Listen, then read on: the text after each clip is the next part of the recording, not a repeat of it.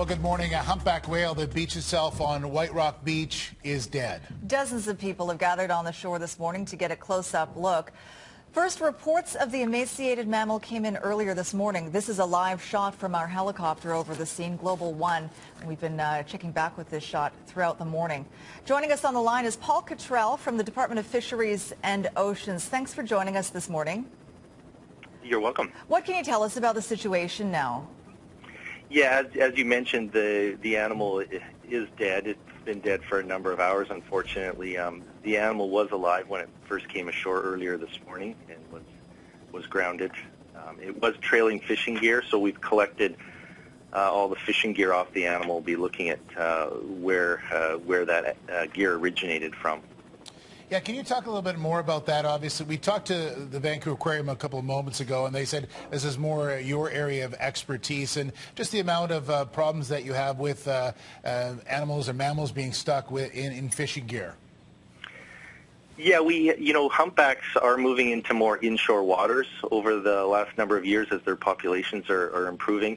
So we are getting these gear conflicts, and that's we have developed the BC Marine Mammal Response Network, which is a DFO-led group that is looking at all these anthropogenic threats that may be impacting animals and also affecting disentanglements where possible.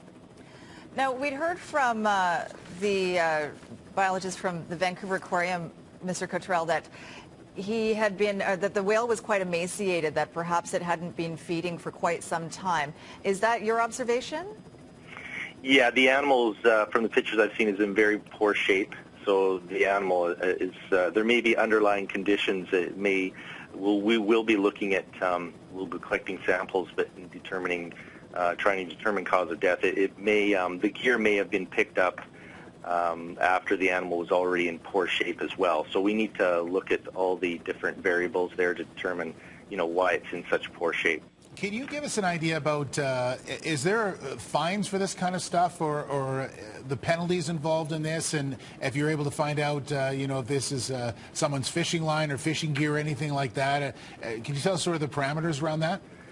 Well, this would be an incidental or accidental entanglement. So that would, there was no intent. So in terms of pursuing charges, we would have to look at the situation, what occurred and how the gear was entangled around the animal. But for the most part, these are all accidental. Okay. What happens from this point on? Well, with this animal, we'll be taking samples. We'll be looking at the gear that was on the animal, where it was from, and looking at the details and tissue samples, and determining why the animal died. And then what happens as far as the carcass is concerned? That's something that we're looking into. We've got a number of things that we're looking at right now.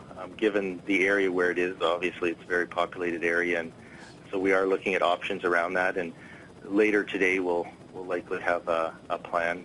The tide's coming in, the larger, greater high tide later today. So we're looking at options based on what resources we may have to be able to deal with the carcass. Okay. All right. Well, thank you very much. We appreciate that. It's Paul Cottrell from the Department of Fisheries and Oceans. Thanks for your input this morning.